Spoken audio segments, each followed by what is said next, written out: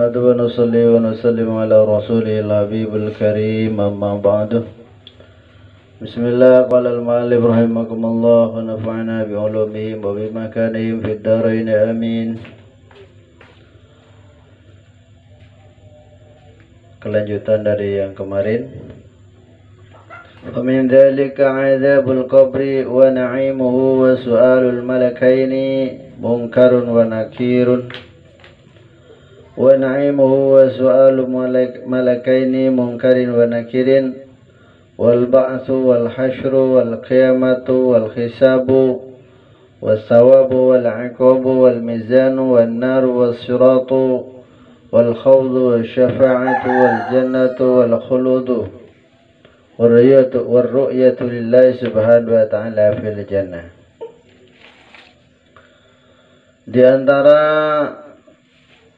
perkara-perkara yang disampaikan oleh baginda Nabi Sallallahu Alaihi Wasallam yang kita wajib dan meyakini kebenarannya, di antaranya adalah wal hasyru, yaitu dikumpulnya semua manusia besok di padang mahsyar, di mana semua manusia ini akan berkumpul dan tumpang tindih sampai dikatakan satu kaki akan ditumpangi 1000 kaki, Masya Allah, dengan kepanasan yang luar biasa,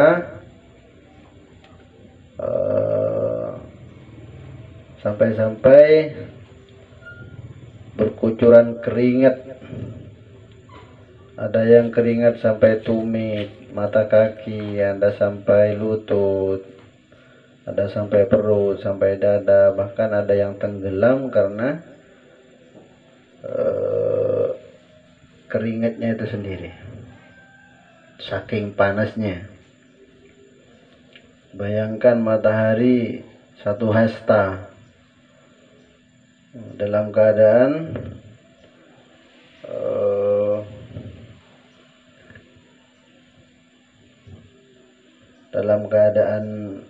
sumuk. Itulah padang mahsyar bagi orang-orang yang tidak beriman atau kurang amalnya, yang banyak dosa dan kurang amal. Akan tetapi bagi mereka yang banyak amal soleh, seperti hatinya selalu terpaut dengan masjid,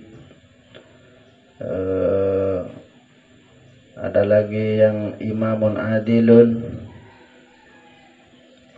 ada lagi yang kuat imannya walaupun digoda sama perempuan, diajak melakukan dosa, tapi dia berkata saya takut kepada Allah. Itulah yang selamat, bahkan mendapatkan naungan.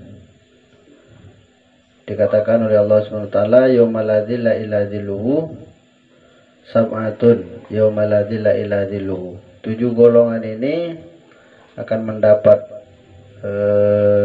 perlindungan, di mana pada waktu itu tidak ada perlindungan kecuali perlindungan dari Allah Subhanahu wa taala. Di antaranya itu tadi, seorang pemuda yang hatinya terpaut ke masjid, mengantungkan hatinya ke masjid. Ada lagi seorang pemuda yang biasa menyesal dengan segala dosanya, sehingga dia bertaubat dan menyesalkan dosa-dosanya. Kemudian ada lagi yang seorang pemuda imannya kuat, digoda seorang perempuan, diajak melakukan perkara yang senonoh, tapi dia berkata saya takut kepada Allah. Ada lagi yang seorang berteman, laki-laki, 2 laki-laki berteman, berkumpul karena Allah dan berpisah karena Allah. Inilah golongan-golongan yang mendapat perlindungan besok di padang mahsyar. Berapa lamanya? Dikatakan itu kurang lebih 350 tahun di padang mahsyar ini, menunggu semua menunggu panggilan hisaban, menunggu dan menunggu tanpa ada kata pasti. Itulah hadirin rahimakumullah yang disampaikan oleh baginda Nabi, dan kita harus meyakini kebenarannya ini betul adanya. Ini kata baginda Nabi ya seperti itu. Penat, dalam keadaan telanjang, panas luar biasa. Masya Allah, mudah-mudahan kita selamat dari perkara itu, dan kita termasuk dari bagian yang mendapat perlindungan dari Allah SWT. Amin Allahumma amin. Kemudian yang kedua, di antara perkara-perkara yang disampaikan oleh baginda Nabi, wal qiyamatu, dan hari kiamat, di mana hari kiamat ini adalah hancurnya alam. Gunung-gunung akan berhamburan. Dikatakan di dalam surat Al-Waqi'ah, wa idza waqa'atil waqi'ah laysa liwaqa'atiha kadhibah khafidatur rafi'ah idza rujjatil ardu rajja wa bussatil jibalu bassa fakanat haba'an munbatha. Ketika hari kiamat itu terjadi, ini tidak diragukan. Idza waqa'atil waqi'ah laysa liwaqa'atiha kadhibah. Ini betul adanya, tidak pernah bohong. Allah Ta'ala berfirman ini tidak pernah bohong. Khafidatur rafi'ah. Kemudian yang di atas akan direndahkan. Gunung-gunung akan berhamburan seperti kapas ditiup angin. Masya Allah, semua perkara yang hidup akan mati. Ini kiamat. Kiamat yang betul-betul kiamat. Sehingga tidak ada lagi yang hidup di atas permukaan bumi ini kecuali Allah, manusia, hewan, tumbuh-tumbuhan, semuanya mati. Bahkan malaikat pun mati. Bahkan Allah Subhanahu wa Ta'ala dikatakan, ayo sekarang mana raja-raja Fir'aun, Namrud sekarang yang mengaku Tuhan? Sekarang mana? Dikatakan seperti itu Allah Subhanahu wa Ta'ala. Sesumbar istilahnya. Hadirin rahimakumullah, kapan itu terjadinya kiamat? Wallahu a'lam. Tapi yang pasti ulama memprediksi dengan berdasarkan sabda Nabi sallallahu alaihi wasallam, dikatakan umat Nabi Muhammad ini tidak akan lebih dari 1470 tahun. 1470 tahun. Jadi sekarang kalau sudah 1430 lebih, bayangkan tinggal berapa tahun lagi kita ini. Jadi kita sekarang ini sudah betul-betul hidup di akhir zaman. Betul-betul hidup di akhir zaman, di penghujung zaman. Tidak akan lama lagi. Kenapa? Karena memang tanda-tanda hari kiamat ini sudah nampak sekarang. Dengan fitnah yang luar biasa seperti ini, banyak orang meninggal. Ini kan di antara tanda-tanda kiamat. Kita tinggal nunggu tanda-tanda yang besar. Apa itu? Imam Mahdi, Dajjal. Masya Allah. Dukhon. Ini yang besar. Matahari terbit dari barat. Ini tanda-tanda kiamat yang besar. Ini tidak lama lagi ini. Tidak lama lagi. Tinggal nunggu ketika nanti tanda kiamat yang pertama dimulai, maka akan berurutan tanda kiamat besar yang kedua ini akan berurutan, menyusul sampai betul-betul nanti umat manusia yang mukmin ini sudah meninggal semua, baru terjadilah kiamat yang sebenarnya. Jadi kalau masih ada orang yang mengatakan kalimat asyhadu an la ilaha illallah, atau yang ada yang masih baca istighfar Allah Allah, maka tidak akan terjadi kiamat. Nah sekarang masih banyak, iya masih banyak. Cuman nanti ketika akhir zaman, setelah Imam Mahdi ini, manusia akan mati dengan sendirinya. Dikatakan akan datang angin sepoi-sepoi, maka masuk ke rongga badan kita. Maka umat manusia yang Islam itu mati dengan tenang, mati dengan sendirinya. Tinggallah orang-orang kafir yang durhaka kepada Allah. Maka mereka lah yang nanti akan ketemu dengan kiamat yang sebenarnya itu. Kita, kalau kita tetap iman, maka kita sudah meninggal duluan sebelum ditenggelamkannya bumi bagian barat dan bumi bagian timur. Mudah-mudahan kita termasuk ditetapkan iman sampai kita meninggal. Amin Allahumma amin. Sangat mengerikan, sangat mengerikan. Bahkan dikatakan walaupun hadisnya sih dhaif, nanti tanggal 15 ini akan ada meteorillah, wallahu a'lam itu. Memang ada hadisnya yang seperti itu. Tinggal tunggu aja nanti. Kalau memang ya benar, kita tidak ada salahnya siap-siap saja. Kita siap-siap banyak ibadah kepada Allah, banyak di rumah, jangan keluyuran, insyaallah. Dan kalau memang itu tidak terjadi, ya bukan Rasulullah yang salah, yang meriwayatkan hadis itu mungkin itu. Itu kan hanya sekedar pendapat. Lanjut yang kedua, perkara-perkara yang disampaikan oleh baginda Nabi. Besok kata Nabi ada hisab wal hisabu, yaitu perhitungan amal. Jadi semua amal kita ini akan diperhitungkan di hadapan Allah Subhanahu wa taala. Wa may ya'mal mithqala dzarratin khairan yarah wa may ya'mal mithqala dzarratin khairan yarah wa may ya'mal mithqala dzarratin syarran yarah. Jadi walaupun kita melakukan sesuatu perkara baik seberat biji darah, bahasa Madurana setepung ngaber, Masya Allah, ini nanti akan dipertanggungjawabkan di hadapan Allah Subhanahu wa taala. Masya Allah.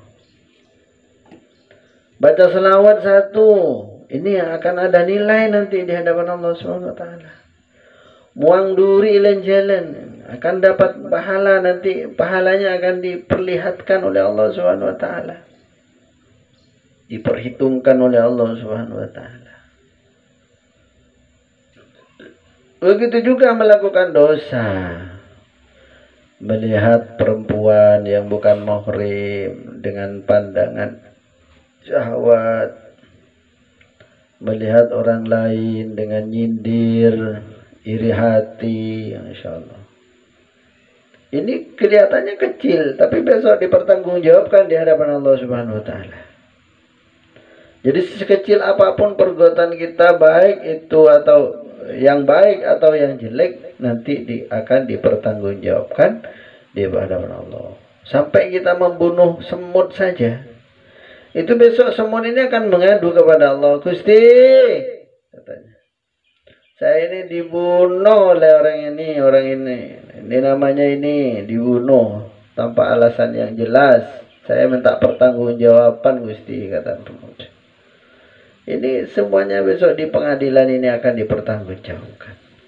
Apalagi menyakiti orang lain, ngerasani, riba, mengadu domba, apalagi yang seperti itu.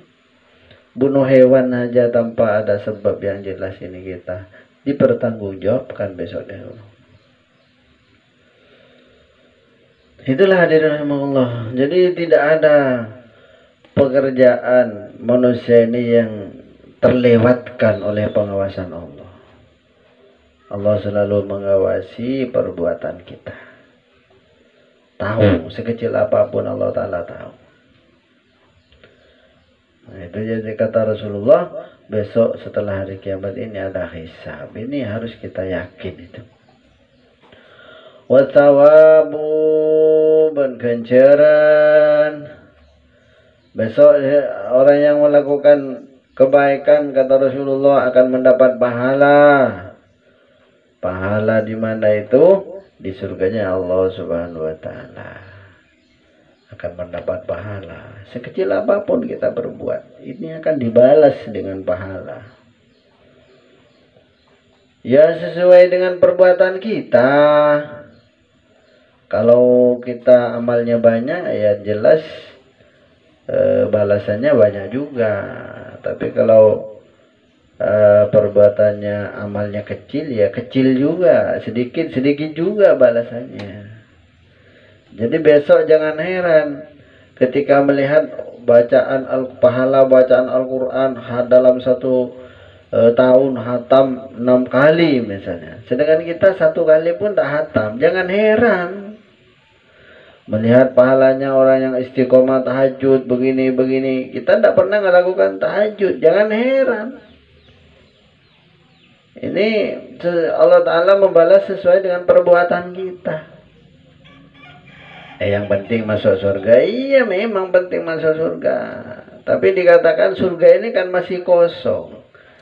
Jadi tinggal kita sekarang ini bagaimana membuka lahan, membangun gedung-gedung istana, menambah dengan permaisuri, permaisuri yang cantik-cantik. Sekarang ini waktunya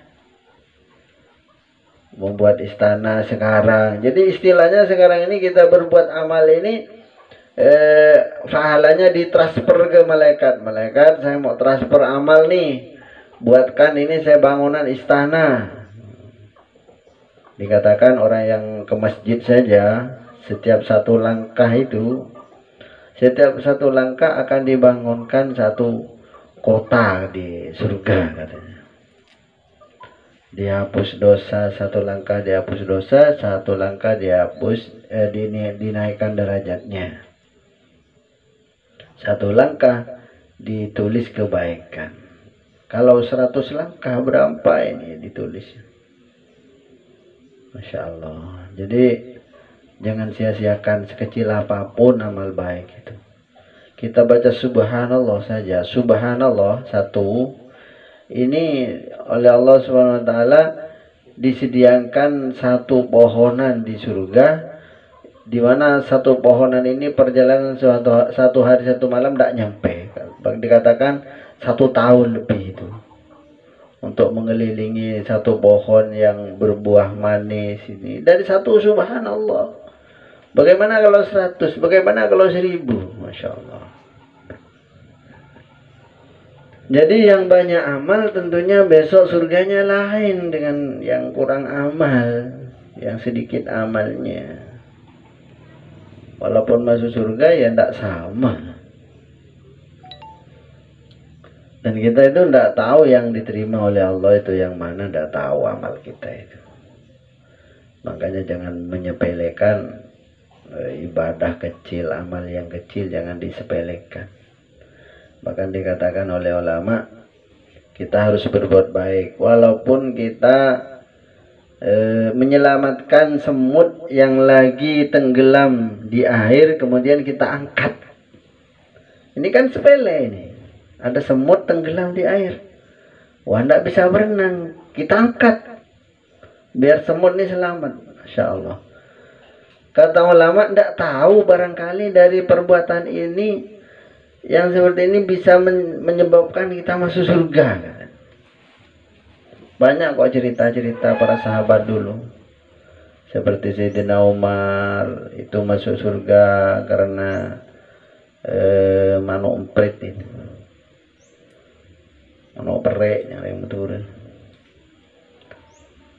Sayyidina Abu Bakar masuk surga karena kucing yang kecil kehujanan, kemudian diselimuti sama surbannya oleh Sayyidina Abu Bakar. Kemudian datang mimpi kepada ulama bahwa Sayyidina Abu Bakar masuk surga oleh sebab amal itu.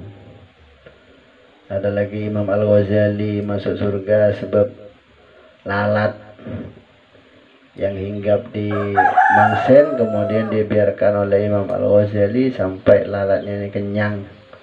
Ketika pada waktu itu Imam Ghazali ngarang kitab. Jangan menyepelekan amal-amal kecil. Kita harus berbuat. Apalagi kita menyenangkan orang lain. Dengan hewan kecil aja kita dianjurkan untuk berbuat baik, apalagi kepada sesama manusia. Mudah-mudahan kita ditetapkan iman oleh Allah Subhanahu wa taala, mati dalam keadaan Islam dan iman, dan semua amal baik kita diterima oleh Allah Subhanahu wa taala. Amin Allahumma amin. Ini saja dulu pengajian hari ini. Mudah-mudahan ada barokah manfaat. Amin Allahumma amin. Hadanallahu wa iyyakum ihdinas siratal mustaqim. Wassalamualaikum warahmatullahi wabarakatuh.